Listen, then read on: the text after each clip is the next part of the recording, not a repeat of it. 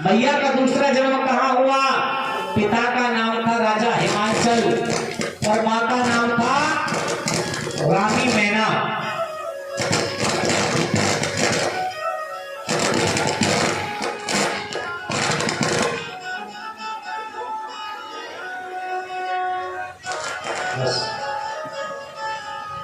अब सुनेंगे, जो मैया का दूसरा जन्म हुआ, मैया का नाम था क्या? पार्वती, गौरा भी कह देते थे। और पिताजी का नाम था राजा हिमांचल, माता का नाम था मैना। अब जैसे मैया का जन्म हुआ छोटी सी बिटिया के रूप में, देखिए मैंने पहले भी कल भी बताया था कि किसी के यहाँ बिटिया हो जाती है तो बड़े दुखी होते हैं कुछ लोग, लेकिन याद रखना वो लोग भाग्यशाली होते हैं जिनके घर बेटी होती हैं, और जिनके घर बेटी नहीं होती वो अभागे होते हैं, क्योंकि बेटी ही कल्याण करती है पिता का। और एक बात और बता दूं, जिनके घर बेटी है ना, कल से वो एक काम और कर दो, ये वादा करता हूं उनकी कभी अकाल मृत्यु नहीं होगी। आप कहोगे क्या? कल से अपने बेटी के साथ खाना शुरू कर दो, भोजन अपनी बेटी के साथ खाओ, अपनी बेटी को अपने साथ में भोजन खिलाओ। आप कहोगे महाराज आप करते हो, तो जो जो हमें भोजन खिला चुके हैं उनको पता होगी। जब हम भोजन करते हैं, छोटी जो बच्ची है वैष्णवी शर्मा मेरी बेटी है, तो जब हम भोजन खाने जाते हैं तो हमारे सामने अगर थाली है तो थाली, पत्तल पे पत्तल रोपस देते हैं, हम एक को हटा देते हैं। बोले क्यों? हम कहते हैं कि हम दोनों बाप बेटी एक ही पात्र में भोजन खाएंगे। याद रखना कि जो बाप और बेटी, पिता और बेटी एक ही पात्र में एक साथ भोजन करते हैं ना, उस पिता की कभी भी अकाल मृत्यु नहीं हो सकती। ये पद्म पुराण में लिखा हुआ है।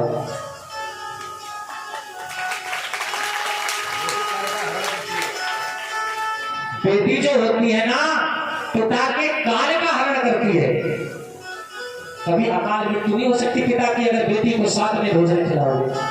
लेकिन अब बेटी को साथ में कहां खिला रहे हैं? पत्नियों को खिला रहे हैं। अब एक बात और बताने जा रहा हूं, जो पत्नी है जो कहती है ना जी महाराज पति के साथ भोजन खाने में प्रेम बढ़े, प्रेम नहीं बढ़ता।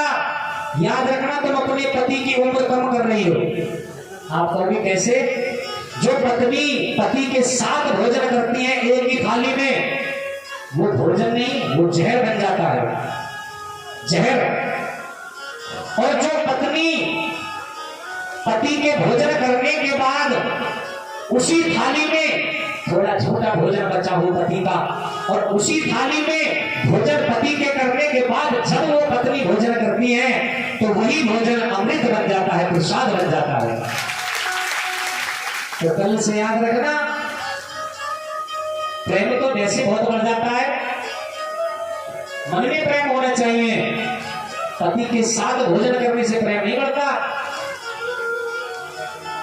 कल से याद रखना, जो पिता है बेटियों के साथ भोजन करें, कल्याण हो जाएगा। और जो पत्नी है वो पति के भोजन करने के बाद उसी पात्र में उसी थाली में भोजन खाएं, कल्याण हो जाएगा।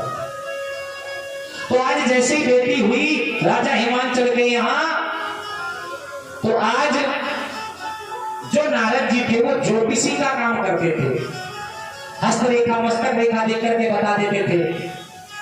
आज रानी मैना ने नारद जी को बुलवा लिया और कहने लगे नारद जी से मैना कि नारद जी आप हमारी बेटी के भाग्य में बताओ, बेटी के भाग्य में क्या लिखा हुआ है, बताइए ना। राजा हिमांचल भी आगे बोले महाराज बताइए हमारी बेटी के बारे में क्या लिखा है। तो आज नारद जी बताने लगे, बोले सुनो, ध्यान से सुनो, मैं बता रहा हूं क्या लिखा है। और बताने लगे नारद जी, और राजन ये कन्या शीलवती और कोमल स्वभाव वाली होगी, और सुंदर सुशील और समझदार संपन्न वाली होगी, सुंदर सुशील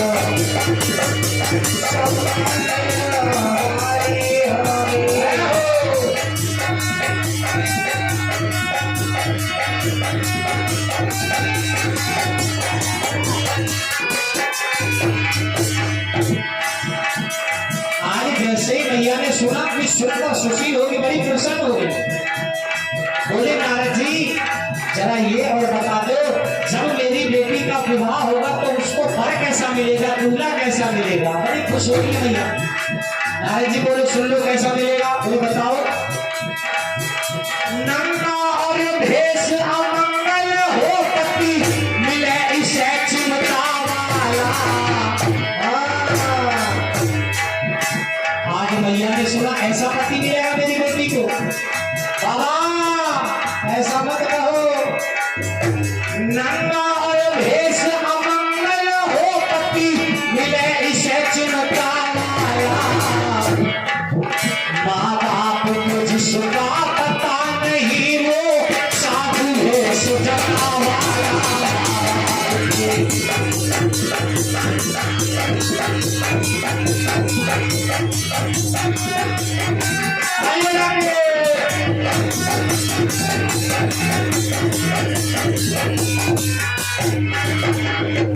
और कह रहे नारद जी भैया पैरों में करके महाराज ऐसा मत कहो नारद जी। नारद जी कहने लगे सुनो, ये हंसते रेखा बतलाती है, फिर चिंता की कोई बात नहीं। जो होनहार सो होवेगी, पर भाग्य के इसका पता नहीं। जो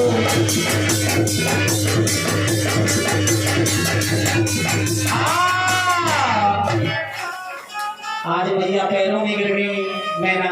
नारद जी ऐसा मत कहो, मेरी बेटी के लिए ऐसा वर मिलेगा। कोई उपाय बताओ ना, जल्दी से कोई उपाय बताओ।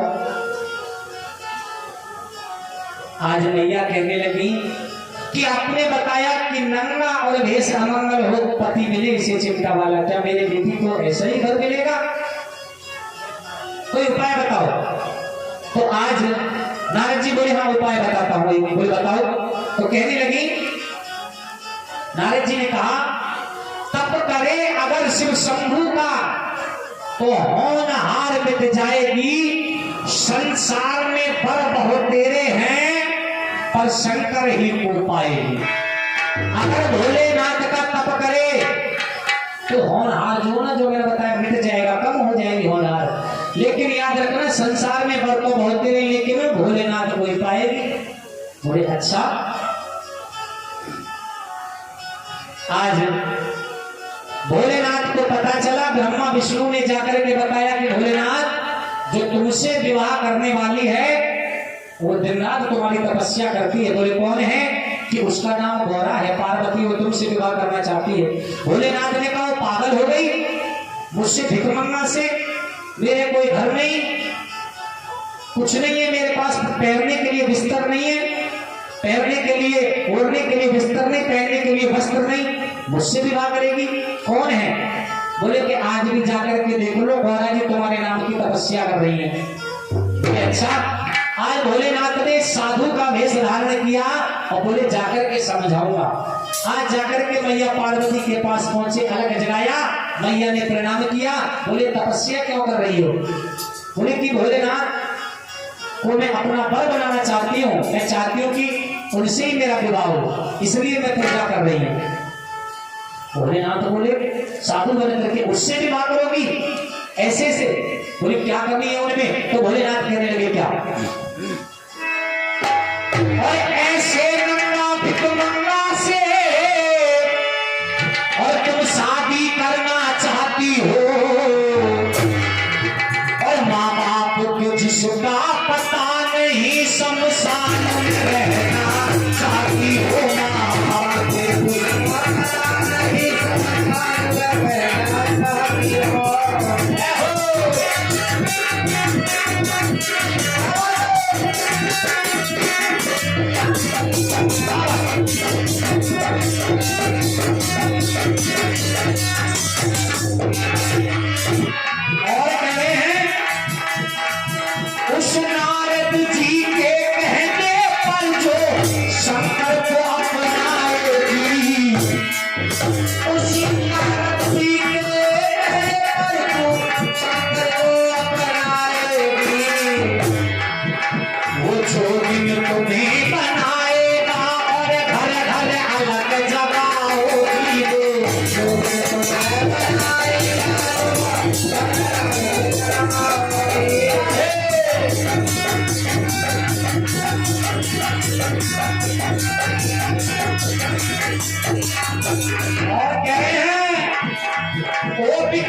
मेरा मान ले कहना, ओ बतिया मेरा मान ले कहना, भांग धतूरा पड़े गोतवे पीना, भांग धतूरा पड़े गोतवे पीना, तुम राजा की हो एक सुकुमारी कह ब्रह्मचारी।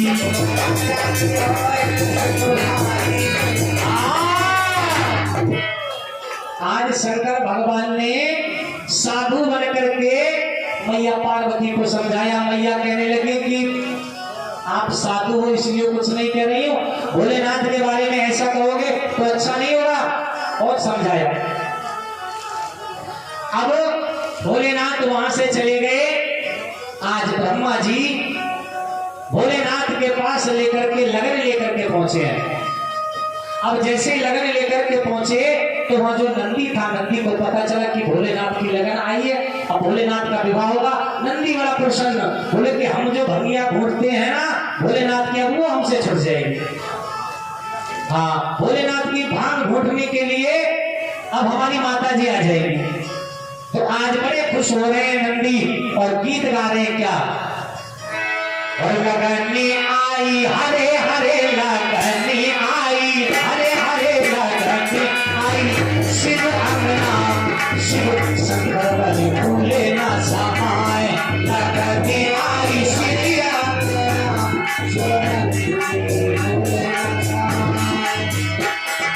और अरे ब्रह्मा जी ने लगन सुनाई हंसवे शंकर भोला,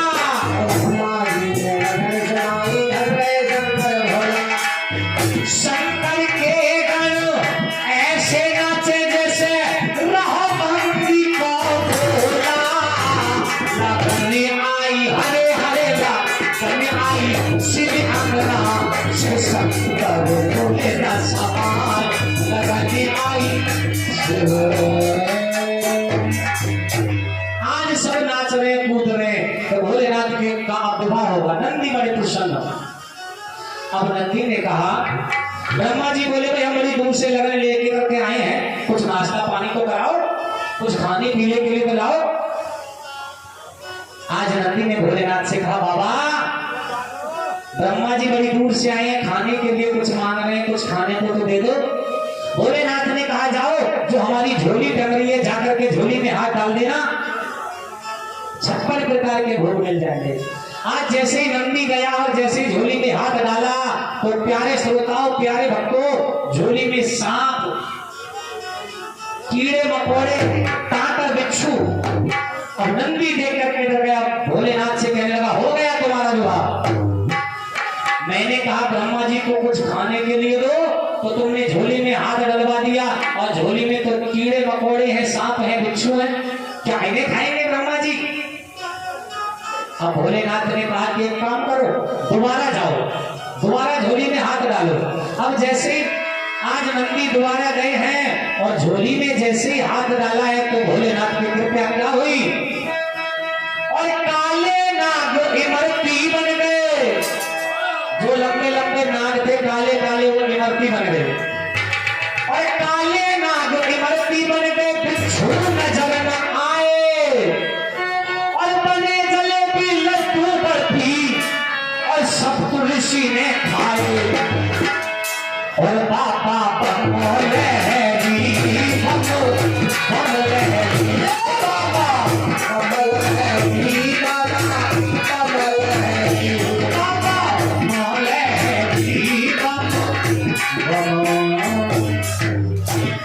काले नाग इमरती बन गए और लड्डू नजर न आई, लड्डू बर्फी वो सांप कीड़ा बन गए। बड़े प्रेम से सबने खाए। अब जैसे खाया है, खा करके डकार ली ब्रह्मा जी ने, बहुत तकड़ी डकार ली। बोले हम भी पानी लाओ पीने के लिए, और हाँ सुनो, पीने के लिए भी पानी लाओ, और हम स्नान भी करेंगे, नहाएंगे भी, नहाने के लिए भी लेकर आना। भोलेनाथ से आज नंदी ने कहा, बाबा ब्रह्मा जी को प्यास लगी है, थोड़ा जल दो, और वो स्नान भी करेंगे। भोलेनाथ ने कहा, देखो रखिए लुटिया, जाओ लुटिया जाकर के दे दो, लुटिया में जल है। नंदी माथे में हाथ मार करके बोलेगा, तेरी की हो गई शादी, हो गया भोलेनाथ का विवाह। एक लुटिया, थोड़ा सा जल उसमें क्या पिएंगे और क्या स्नान करेंगे ब्रह्मा जी। हो गया विवाह। भोलेनाथ ने कहा जाओ तो सही, ले जाकर के दो तो सही, कम से कम जब देखना क्या होगा। आज जैसे ही जाकर के लुटिया दी ब्रह्मा जी को, पहले तो ब्रह्मा जी ने चलो थोड़ा सा पी लिया, अब बोले इसमें क्या नहाओ। नंदी ने कहा भोलेनाथ ने कहा जरा नहाओ तो सही। अब होता क्या है भोलेनाथ का चमत्कार, अरे सर पे लुटिया डाली ब्रह्मा ने और लोटा से निकली गंगा की धार।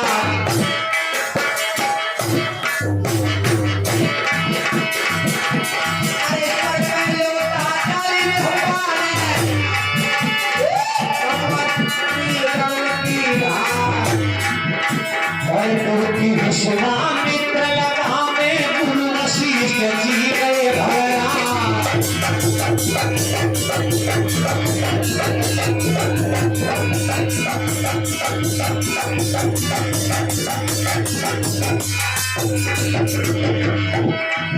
अरे कहे ना दिया भोले बाबा, अच्छी लगन सुनी तेरी याद। और नाक में पानी भर गयो, नंदी के बीच भंवर में फंस गयो आए।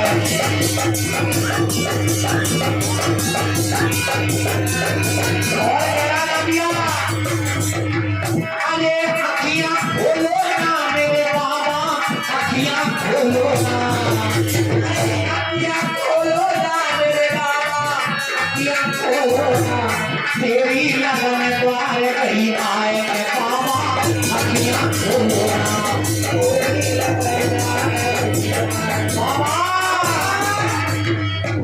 आज सभी ने कूद कूद कर गंगा जी में स्नान किया, नंदी के नाक में पानी भर गया। अब भोलेनाथ ने कहा एक काम करो। हेलो भैया, 4 बच्चों के जो डाला भोलेनाथ के छात्र के लिए 4 बच्चे आ रहा खुद से डालो, 4 बच्चे जैसे जगह से आ जाओ। बेटी नहीं, छोटे छोटे बच्चे जाओ, 4 लड़के भूत प्रेत बनने के लिए। देखिए बाबा की बारात में भूत आते हैं ना, भूत। अरे तुम भी चले जाओ, तुम जो बड़े हुए बच्चे हो, जाओ, कुछ नहीं करना, साथ में आना, बस जाओ। अब देखिए भोलेनाथ ने कहा सबसे, आज सभी भोलेनाथ के विवाह की खुशी मना रहे हैं। नंदी बड़ा प्रसन्न, तब तो मेरे बाबा का विवाह हो जाएगा, भांग भूतनी मुझसे छुट जाएगी। भोलेनाथ कहने लगो भाई सुनो, विवाह तो हम करेंगे, लेकिन नंदी एक काम करो, जितने भी हमारे गण हैं, शुक्र शनिचर है, श्रृंगी धरंगी, सबके पास जाओ, सबको निमंत्रण देकर के आओ कि भोलेनाथ का विवाह है, सबको बारात में चलना है। नंदी बोला भोलेनाथ बस सबको बुलाओ, लेकिन बारात में शुक्र शनिचर को मत बुलाओ। अगर शुक्र शनिचर को बुला लिया तो बस मामला गड़बड़ है, विवाह नहीं हो पाएगा। भोलेनाथ बोले सबसे प्यारे गण मेरे वही है, शुक्र शनिचर उनको जरूर बुलाना, और जाओ इंद्र के बाजे करके आओ, इंद्र के बाजे करके आना। बोले ठीक है। आज मन मन में मुस्कुरा रहे नंदी, और शुक्र शनिचर के पास गए, उनके द्वार पर गए, और कैसे जा रहे हैं, कैसे जा रहे हैं नंदी, अरे मंद मंद मुस्कुरा रहे नंदी,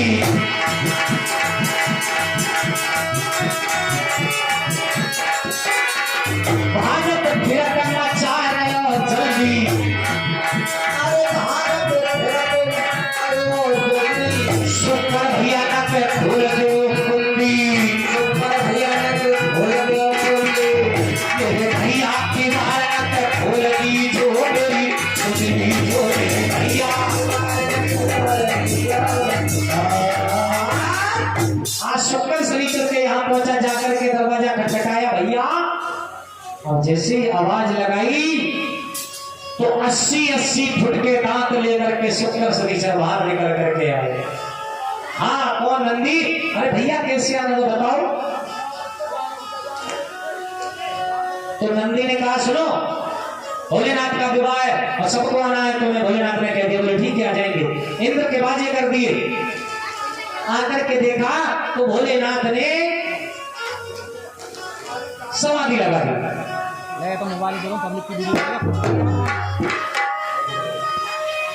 अरे ऐसे पकड़ के वीडियो बना बस, ऐसे बस ऐसे, हाँ तू मत देखे ना।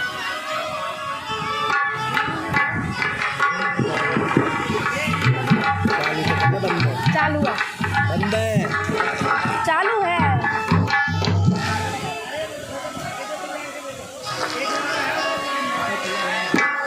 आज भोलेनाथ में इंद्र की के बाजे आए, हाँ सब कुछ है। इंद्र के बाजे, और सब आकर के भोलेनाथ को तैयार करने लगे। बोले कि भोलेनाथ दूल्हा बन रहे हैं, दूल्हे का सेहरा लेकर के आओ। सेहरा, अब सेहरा मंगा रहे हैं। भोलेनाथ बोले कोई आवश्यकता नहीं है सेहरा की। बोले फिर कि मेरी जटाएं काफी लंबी हैं। आज जटाओं को भोलेनाथ ने सर से बांध लिया और जटाओं का सेहरा बना दिया। बोले भोलेनाथ जब दूल्हा बनता है तो दूल्हा के लिए हार माला की आवश्यकता पड़ती है, हार की, गले में हार होना चाहिए। भोलेनाथ बोले कोई आवश्यकता नहीं है हार माला की। बोले फिर झोली से सर्प निकाला, नाग निकाला, भोलेनाथ ने गले में डाल दिया। बोले माला बन गई। बोले वस्त्रों की कोई आवश्यकता नहीं है, जो मेरी धूनी रमी हुई है, राख जितनी भी सबको लेकर के आओ। अपने पूरे शरीर में राख को मल दिया। बोले हो गए दूल्हा तैयार। नंदी बोले ऐसे तुम्हारा विवाह जरूर हो जाएगा। दूल्हा कम लग रहे हो, भूत ज्यादा लग रहे हो। भोलेनाथ कैसे विवाह होगा? और बारात में सब दूल्हा को ही देखते हैं। तुमसे सुंदर विष्णु भगवान लग रहे हैं, इंद्र देवता लग रहे हैं, वरुण देवता, जितने भी देवता हैं सब सुंदर लग रहे हैं। तुम तो भूत की तरह लग रहे हो, कैसे विवाह होगा? आज इंद्र के बाजे बजने लगे। बोले घोड़ी मंगाओ बैठने के लिए। भोलेनाथ ने कहा कोई आवश्यकता